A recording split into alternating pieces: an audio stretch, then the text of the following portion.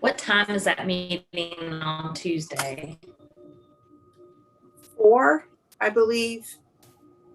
Yes. Okay, 4 o'clock, and then we have a public hearing at 6.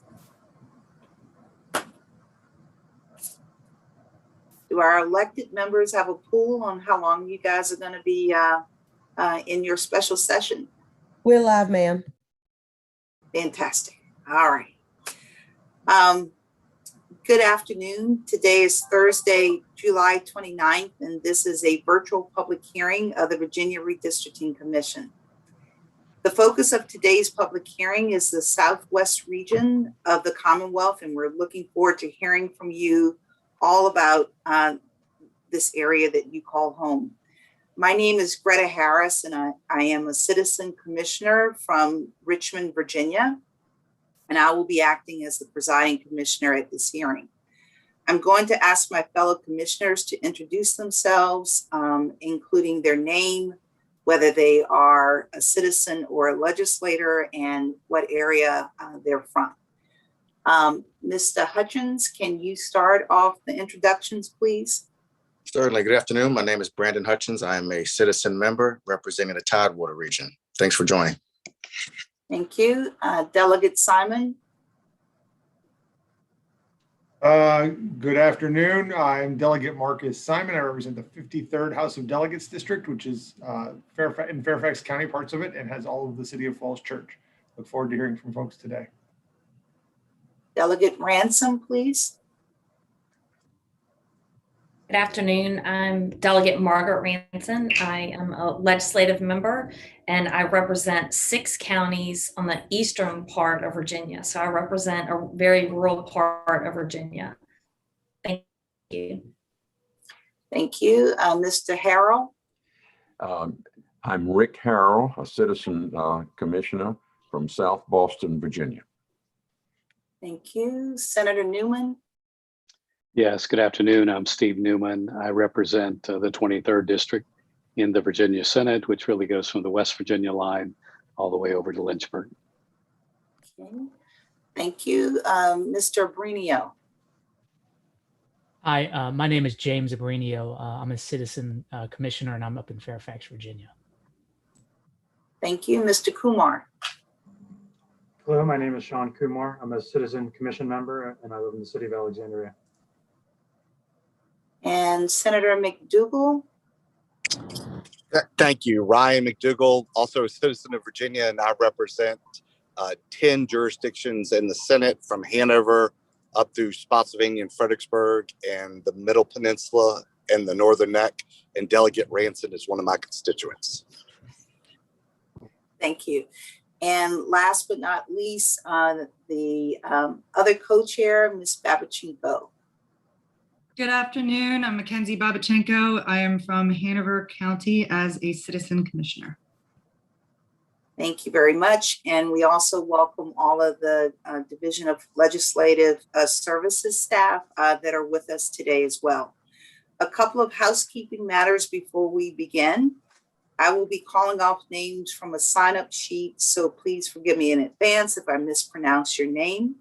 When you are called, we ask that you first identify yourself and tell us where you live. If you're speaking as part of a group or on behalf of a group, please identify the group as well. Given the number of persons who signed up to speak, we're setting each person's speaking time at no more than 3 minutes. We will be keeping track of the time and we'll give you a 30-second warning. If a previous speaker has already stated what you'd like to say, we encourage you to simply state your name and where you live and that you echo the comments made by whoever was speaking before you. The purpose of this initial series of public hearings is to hear from all of you, the citizens of the Commonwealth. This is your time and we're in a listening mode. This is time for us to hear from you and to learn from you. And we will not be taking questions or engaging in any discussion or debate. We are most interested in the factors you want the commission to consider when drawing your district and your thoughts about your community and how you would or wouldn't define it. All comments shared today will be heard and considered when we are back in Richmond, beginning our map drawing, which will begin in just a few weeks. The census data is due in, I think, mid August. So we are ready to get started and are excited to hear your comments this afternoon. So let me go to the list here, and I see at least two of the individuals that have signed up. So Beth Reinhardt, we would love for you to unmute yourself and to share your thoughts with us today. Thank you so much for being here. Good afternoon, and thank you very much. I am Beth Reinhardt. I'm currently a resident of Bristol, Virginia, and I'm a native Virginian as well, and appreciate all of you on the commission, both citizen and elected representatives, along with the staff, for providing us with this opportunity to give some input today. And I'm also I'm president and CEO of the Bristol Chamber of Commerce, and we sit on the state line, so we represent Bristol, Virginia, and Bristol, Tennessee, as well as surrounding counties. And we are a 5-star accredited organization, so I'm really proud of that. So again, thank you for the opportunity. I'll just go ahead and share, if that's all right, to begin. I believe that strong representation of Southwest Virginia in the General Assembly and in Congress is truly essential to the future of our region. Especially during a time where many of our citizens feel we're really more closely aligned with any one of our 4 neighboring states sometimes than our very own. To mitigate this effect, I believe we should strive to keep communities of interest together. One way we can do this is by looking at clearly established economic and transportation patterns that are within the region that help tie the individual communities and those of us together. The 81 corridor is the essential link that ties communities of interest together through the daily flow of goods, services, and people. Not only does it connect people to each other, it also serves as the major artery that connects people with where they live, they work, and they play. This is also true of US routes 19, 460, and 58 all throughout the Virginia Coalfield region. Over the last several years, many of our localities have been working with each other to establish regional partnerships to help develop and diversify our local economies. Much like Bristol, our surrounding communities are also working together. Others such as Lee, Scott, and Wise, and then the Russell, Buchanan, and Tazewell communities, they've formed regional IDAs to formalize those partnerships.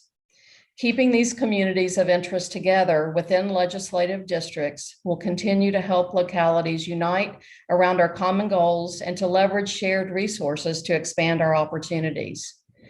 As this commission proceeds with its work, I ask that you take all of these factors into consideration, especially for our region, where the importance of economic and transportation patterns in our communities of interest are amplified over longer distances when compared to many other parts of the Commonwealth.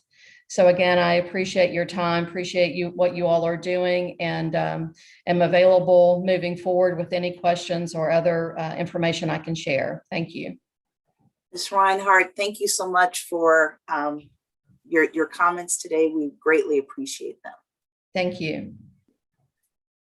Our next speaker will be Kyle Barnes. If you could unmute yourself, Mr. Barnes. Hi there. How are you? Welcome. Thank you. So my name is Kyle Barnes, calling from Princeton, New Jersey. So good afternoon, commissioners. I'm Kyle Barnes, the executive director of Representable. So you may have heard of us before or maybe not, but the quick rundown is that Representable is a community mapping platform. So we work with organizations, commissions, and a variety of people in all 50 states to gather community maps with a specific focus on communities of interest. So we've been planning and holding mapping events and working closely with organizations across the entire state of Virginia in the past months to help folks draw maps of their community so that communities of interest can be defined by community members themselves with accompanying testimony about the interests that communities care about most. What this means is that at the current moment, we have a database of over 100 community of interest maps drawn in the state of Virginia, and the number is growing. Any of y'all can view these maps by going to representable.org/map/VA. I'll repeat, representable.org/map/VA.